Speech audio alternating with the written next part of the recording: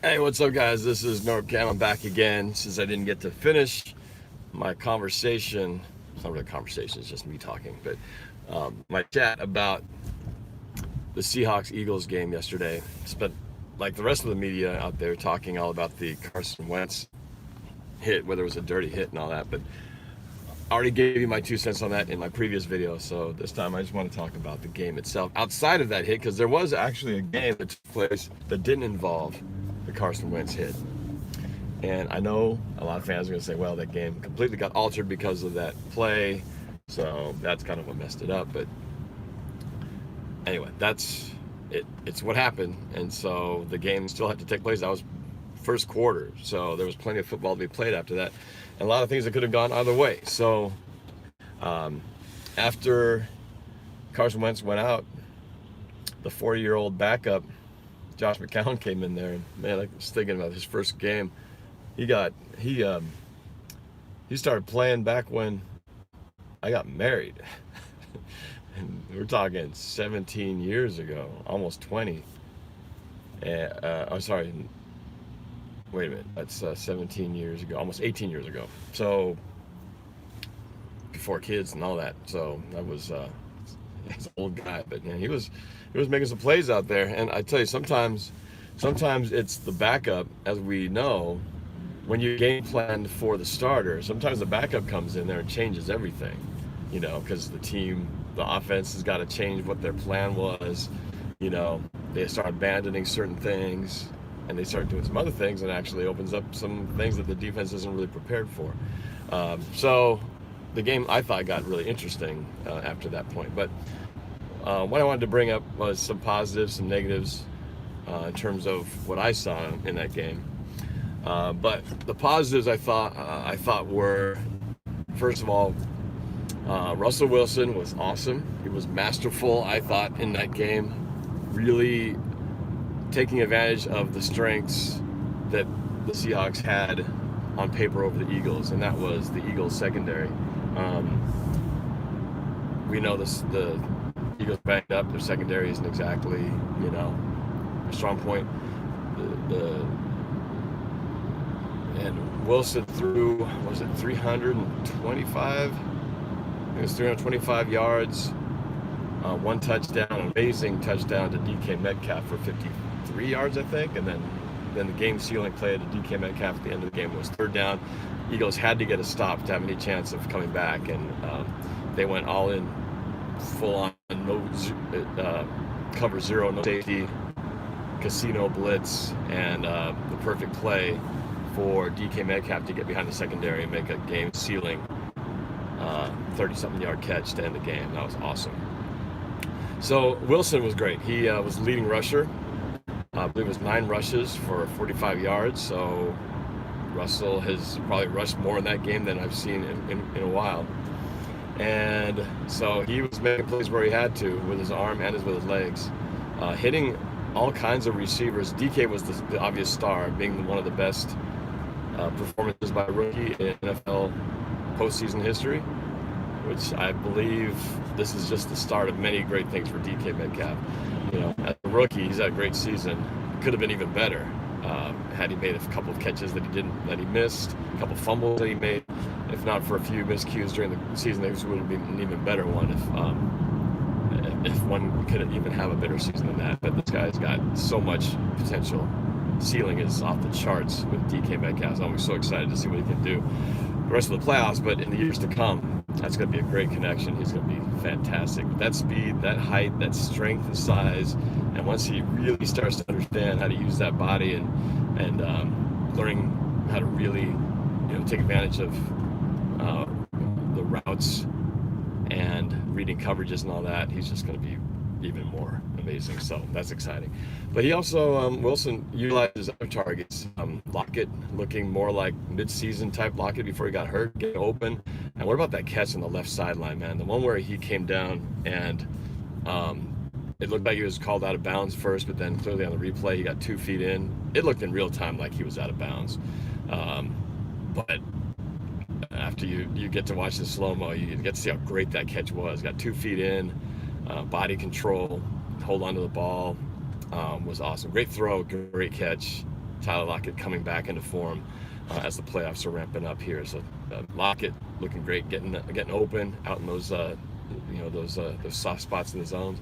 And then David Moore, man, making a couple huge plays, particularly the one that set up the Marshawn Lynch touchdown on I believe it was third down. But David Moore coming back for the ball, and then the yards after the catch was amazing. Helped by DK Metcalf blocking downfield, which is exciting to see. Anytime a receiver, or anybody for that matter, but especially a receiver, is blocking downfield for other receivers, is awesome to see. And he's a big dude to take on as a blocker, so that helps spring for a few extra yards. And then, of course, the beast mode after that. So David Moore having a clutch game, and Hollister had a few touches. Nothing to really write home about, but those three guys really had stepped up, and Wilson stepping up himself to take plays that he needed to. So Wilson really, did what he does. Nobody really talks about it because, over a 100 passer rating, 320 something yards, a touchdown, interception, something that's what he does. So, glad to see Russell Wilson have a good game. Other positives, beast mode. It was great to watch him. It wasn't just the fact that he got a 5-yard touchdown run, but it was how he did it. Very beast mode style, taking the ball at the 5-yard line. He gets hit, stonewalled at the 2. It looks like he's not going to get any further. And really a big thanks to DJ Fluker, because he came in, kind of helped knock the tackler off of his body, which helped spin Marshawn Lynch around and allowed him to dive in for that extra 2 yards and get into the end zone. That was awesome. So a little help from his friends, but just to see Marshawn Lynch, so far in his debut back, 1 touchdown per game, pretty exciting. We all knew that he wasn't going to be tearing up the field, getting 100 yards or anything like that, but getting the yards at certain clutch moments, plus getting a reception too for first down, I believe, too. So it was cool to see him out of the backfield getting a reception and some yardage after the catch. So beast mode continuing to contribute in his ways. And I thought sticking on the offensive side, I thought the line played pretty well considering what they had to deal with. We didn't run the ball worth the jack. Average. Travis Homer couldn't get anywhere. Marshawn Lynch, a couple yards here and there. Russell Wilson really was the guy who carried the ball effectively, mostly on scrambles. But couldn't really run the ball, but how can you blame him when you got that one of Philadelphia's strengths is their front four, led by Fletcher Cox. That man is a monster. Joey Hunt, just pushing him around. And times like that, you really miss Justin Britt, because there are just times when you're just not big enough to take on the man in front of you, and he was getting manhandled. Sometimes double teams couldn't stop him. But we tried to run it, but that's a tough D to run against. And I think they were trying to shut us down, daring us to beat them with Wilson's arm, which he did.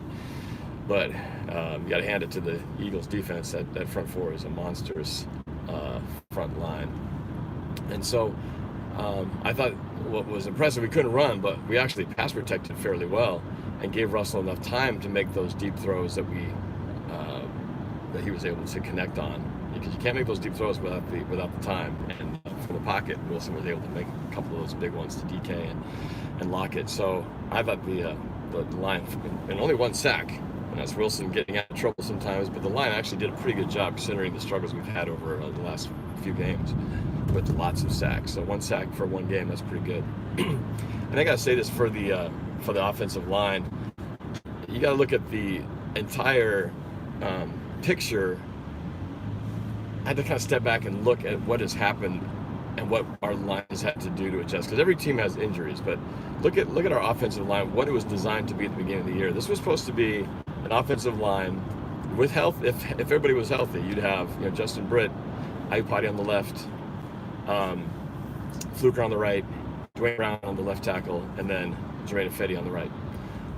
We were supposed to have, if everybody was there healthy, you'd have we had 4 tight ends. Hollister was an afterthought. He's a 4th round tight end, fourth level tight end. It was supposed to be Will Dissly, number 1, who was a blocking and catching tight end, who was awesome at the beginning of the year. Ed Dixon, who was hurt, but was supposed to come back and help, also the blocking tight end. And then Luke Wilson, supposed to be our 3rd guy. And then Hollister was like a dude.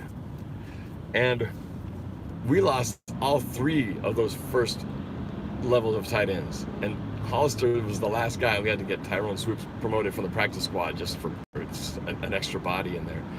But really not somebody can count on. So that's why Hollister has become such a big part of this offense. But so it was supposed to be starting offensive line, double tight ends, and then that's supposed to, was supposed to help contribute to our running game. Well, since that point, in last night's game, we had a replacement left guard, replacement left tackle, the left tackle, George Fant, who had been brought in as a 6th lineman to help because we were short on tight ends. And luckily our right side of the line was still intact, but our whole left side was, and center decimated. So our 3/5, over half of our line has been replaced, and no tight ends, no blocking tight ends. So we had to do all this stuff, all this running, all this pass protection with guys who are multiple levels, has been so damaged by injuries that we've had to reconstruct a workable offensive line / tight end combination to work. And amazingly enough, it has worked to this point. So kudos to the adjustments that they had to make on the offensive line, because it's a patchwork quilt that is nowhere close to what they wanted to do at the beginning of the year. And people kind of forget what they had going at the start because we've been hit by this for so long. So they're going to have to keep it rolling because it's not going to get any easier moving forward. So I thought they did a commendable job considering all that. So that's the O-line. So let me see.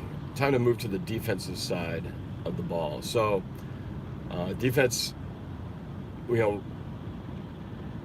it's been this way all year, so it should no surprise, but it's the bend but don't break. The Seahawks, number 1 probably stat is they never let the Eagles into the end zone. 3 field goals, that was it. So even though they gave up a lot of yards down the field, they were able to keep them out of the end zone. And that's a huge thing. That's a huge deal here in this game. Makes all the difference, because if they score, we're behind. If they score touchdowns on their possessions, it's a 21-17 game. And regarding the score, that game was closer than it needed to be. We had a field goal that got blocked, which is not a common thing these days. So really, that should have been a 20-8 game. We should have won that game by 2 scores. But as it was on paper, it's 8. Probably could have been more if we, executed a little bit better. But, but I'm just saying, we didn't, so that's the score remained. But even knowing it was 17, it could have been a lot more, I thought. But defensively, I said Quandre Diggs coming back was going to be a huge benefit to the Seahawks defense, and it was. And even though we didn't see him show up that much on the stat sheet, I think he had 5 tackles. Really, didn't have any real big, obvious, interceptions or big, standout plays in the secondary. But what it did allow the Seahawks to do is to allow Bradley McDougald, number 30, to move up in the box and play the run more. And he had, I think, 8 tackles, a game high 8 tackles for the Seahawks. And that ability to be able to trust Quandre Diggs to cover more of the back end and allow McDougald to be like a Cam Chancellor, a lurking guy who plays a little bit more towards the line, is huge, which is why he got so many tackles. So Quandre Diggs, whether he himself is making plays or just him being in the position that he is, allowing others to make more plays, is a big part of what I think made the defense, successful, and will continue to, as long as we can keep Diggs back there. What else? Defensively, we had a lot of sacks. I think we had 7 sacks, but they're not the kind of sacks you would normally think of. These were more like scramble out, quarterbacks running, and we tackled them before we got to the line of scrimmage type of sacks. Not the kind where it's, actually a couple of the kind you like, where it's like he's trapped in pocket and down he goes. I think we had a couple like that, but a lot of them were just quarterback scrambles falling short. but we did enough to keep them out of the end zone and stifle the drives when it looked like they were moving pretty good on us. So it did enough to get it done. And we always kind of just out because they've got so many close games. Every game is practically a one-score game when Seattle wins, and there's plus or minus to that. But I think it's been Pete Carroll's philosophy. This is the way they play the games. I think it's kind of like this, and it works when games are close or if we have the lead. It's a problem if we're trying to come back from a large deficit. That's what we're not designed for. But why I think we keep these things so close is that Seattle's theory is that, like in this game yesterday, you've got an 8-point lead, and the idea is just don't give them back a chunk of that all at once. And we will play the clock game, and we will give you enough that if it's a field goal, fine, but we're not going to give you 7 or 8 points on a big play. We're going to keep, we're going to keep it close, and we're going to keep working the clock and do just enough so that we can mathematically come out of here with just enough points ahead of you and let the clock run out. And that's why I think they keep it close like that. Instead of going, let's score 14 points here and just blow them out. It's just, let's just keep it high enough so that we're ahead, but we don't risk the turnover, we don't risk the big play, and let's just keep the margin large enough that we can get out of here. And that's why I think they do it. They do it intentionally, and it works for the most part when we are in a close game or slightly ahead. It just the only time it doesn't work is when we're like 14 points behind or 21 points behind to start a game. So that's it. We just keep getting to that, because that's not going to change anytime soon. Probably the negative sides on these things. One of the big ones is Trey Flowers, to counter what I was just talking about. Trey Flowers, we 2 pass interferences deep. That's a problem. Trey Flowers, you got to get your head turned around, man. Too many times he's on a deep pass, not looking after the ball, and when you don't look after the ball, they're going to call you every time if there's some contact. First one was a little questionable. The second one was definitely PI, but that's something we've got to definitely. He's got to work on, so we don't give up those big, humongous pass interference plays. And then that's the other thing. That was my main gripe.